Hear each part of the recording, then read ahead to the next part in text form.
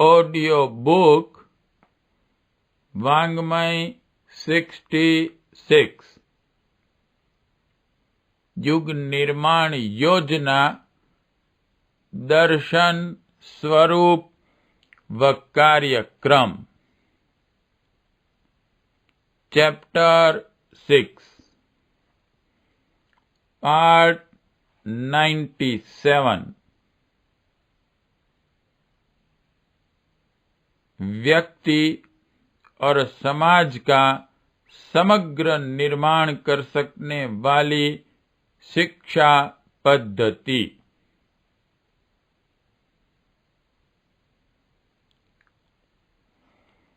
शिक्षा का उद्देश्य मात्र काम चलाऊ व्यवहार, गणित आदि सीखना एवं रोटी कमाने की क्षमता उत्पन्न करना भर नहीं है, वरन उससे बहुत ऊंचा और गहरा है। व्यक्तित्व का निर्माण, प्रतिभाओं का विकास एवं समाज को ऊंचा उठा सकने की क्षमताओं का परिष्कार। शिक्षा के वास्तविक उद्देश्य यह 3 है। ऐसी समग्र शिक्षा की व्यवस्था बनाकर ही व्यक्ति और समाज को प्रशिक्षण का समुचित लाभ होता है।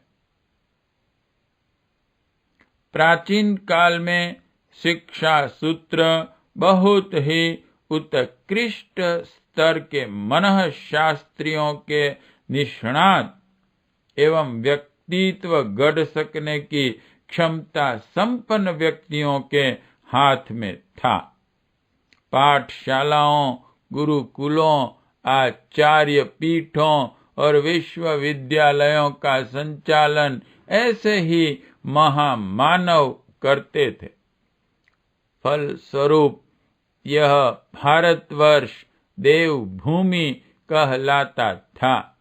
यहाँ के 33 कोटि निवासी 33 कोटि देवताओं की तरह समस्त विश्व में प्रख्यात थे।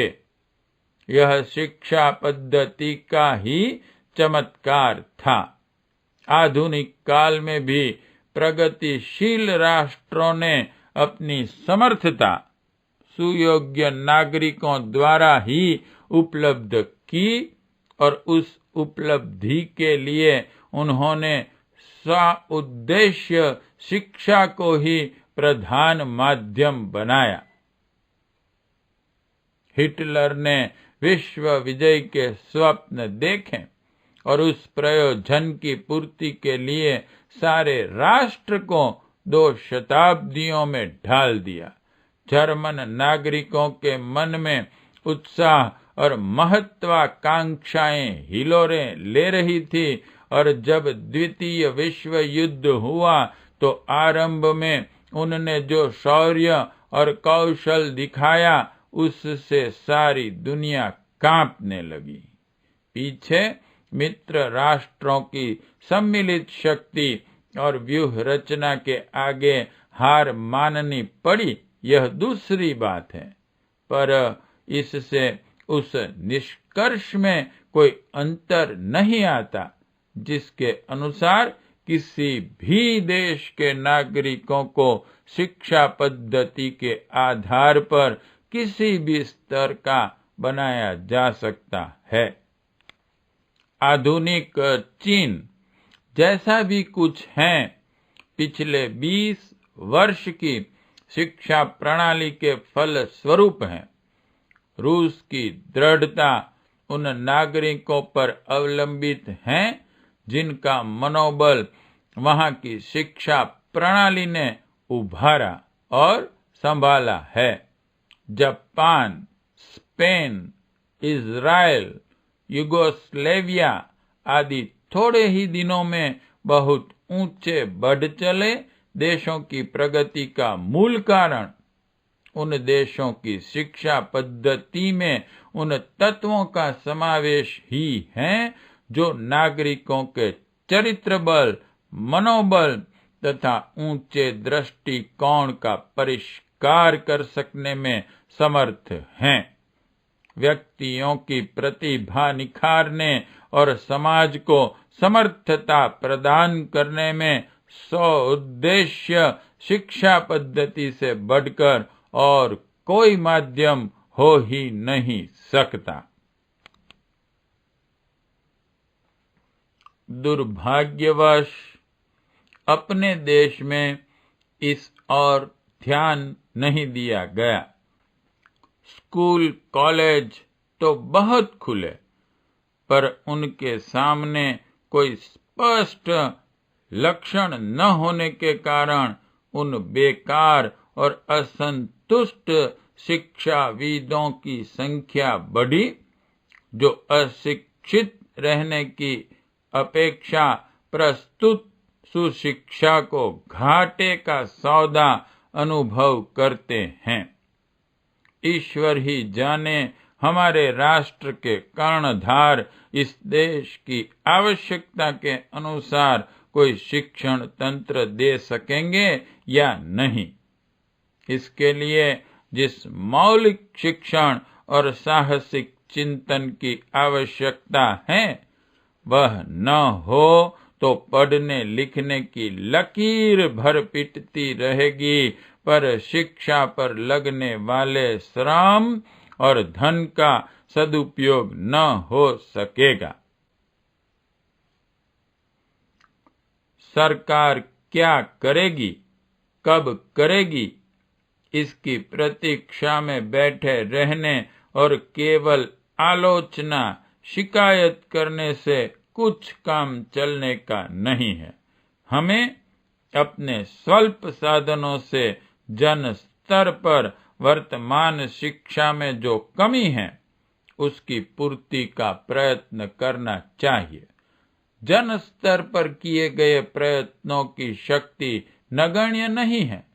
बिना सरकारी सहायता के भी संसार में बड़े बड़े आंदोलन जन्मे, पनपे और सफल हुए हैं। आपका स्वराज्य आंदोलन गैर सरकारी जन स्तर पर चलाया गया था और उसने सरकार को झुकने बदलने के लिए मजबूर कर दिया। इसके अतिरिक्त अगणित आंदोलन समय समय पर गैर सरकारी स्तर पर जन्मे और सफल हुए हैं। हमें शिक्षा में जो कमी है उसे पूरा करने के लिए इसी प्रकार का अभियान जन सहयोग से आरंभ करना चाहिए।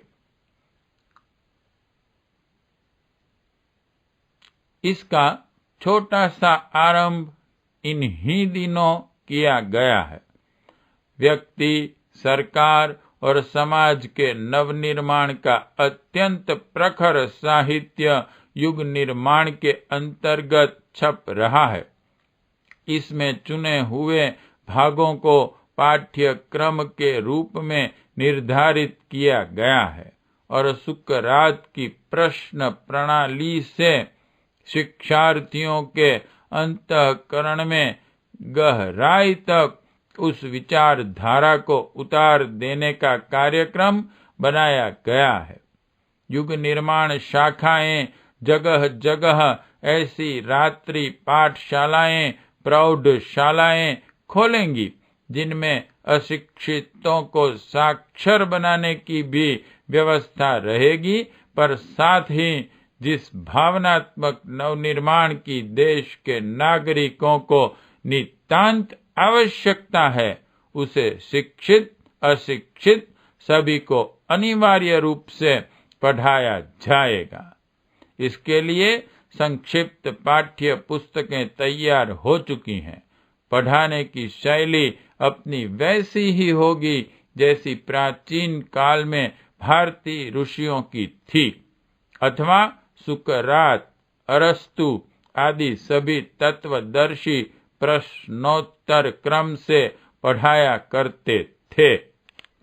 इस पद्धति से पाठ्यक्रम छोटा भले ही सही, पर उससे शिक्षार्थी सीखने, समझने और हृदयंगम करने में पूर्णतया सफल होता है।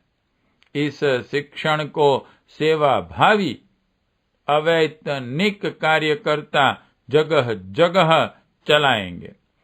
6 महीने के पाठ्यक्रम रहेंगे। वर्ष में 2 बार परीक्षाएं हुआ करेंगी और उनमें उत्तीर्ण होने वाले छात्रों की अति आकर्षक प्रमाण पत्र दीक्षांत समारोह के साथ दिए जाया करेंगे। बसंत पंचमी और गुरु पूर्णिमा, यह 2 युग निर्माण सम्मेलन हर शाखा में संपन्न होंगे और उसी दिन से उपरोक्त पाठ्यक्रम का समापन तथा शुभारंभ हुआ करेगा। यह बहुत ही सरल तथा आरंभिक पाठ्यक्रम है।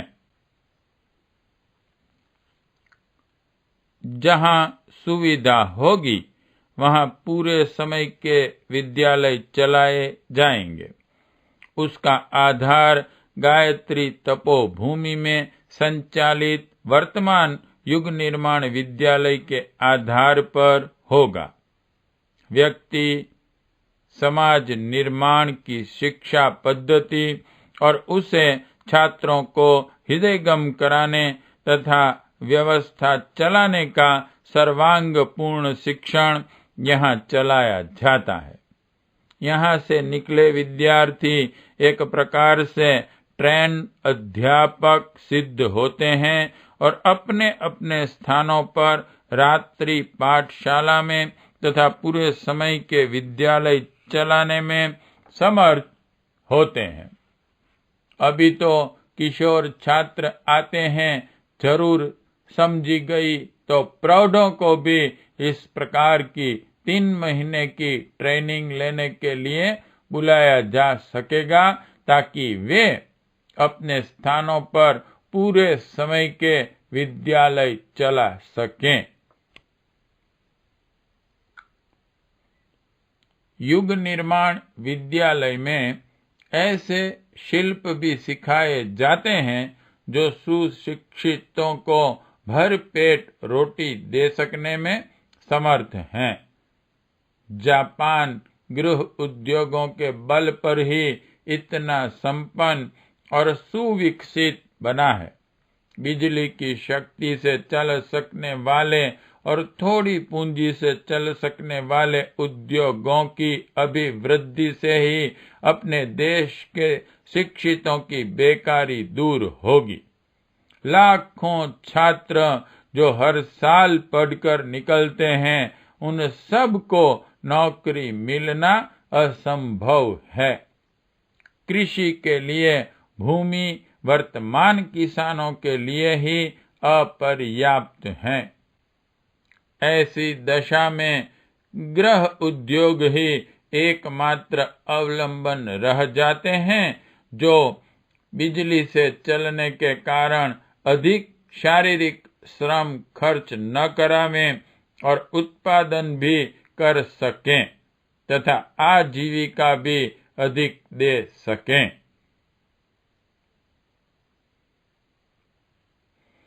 इन दिनों बिजली की मशीनों की मरम्मत, रेडियो ट्रांजिस्टर का निर्माण तथा सुधार, प्रेस उद्योग, रबड़ की मुहरें, साबुन बनाना, सुगंधित तेल, स्याहियां आदि का रासायनिक निर्माण आदि उद्योग सिखाए जाते हैं। अगले ही दिनों गोबर गैस, पेन, मधुमक्खी पालन, बिस्कुट, डबल रोटी बनाना, घरेलू शाक उत्पादन, हैंड पंप का निर्माण, चीनी मिट्टी के बर्तन, विविध प्रकार के फ्लैश पखाने, रेशमी तथा सूती कपड़े, निवाड़, कंबल, दरी आदि बुनना, नए उद्योग भी इसी वर्तमान प्रशिक्षण में सुसम्मिलित किए जाएंगे। यह शिल्प शिक्षा सहित जीवन निर्माण करने की कला में सम्मिलित की जाने वाली हैं। इनमें से जहाँ जो उद्योग उपयुक्त हो वहाँ चलाया जा सकता है और पूरे समय के विद्यालय की व्यवस्था की जा सकती है। रात्रि पाठशालाओं तथा पूरे समय के विद्यालयों में अपनी शिक्षा प्रचार योजना आरंभ हो रही है। उसके अगले कदम इतने व्यापक बढ़ेंगे कि गैर सरकारी स्तर पर जन सहयोग से हम नवनिर्माण की सर्वतोमुखी आवश्यकता प्रस्तुत शिक्षा पद्धति द्वारा संपन्न कर सकेंगे। प्रारंभ की रूपरेखा ऊपर है।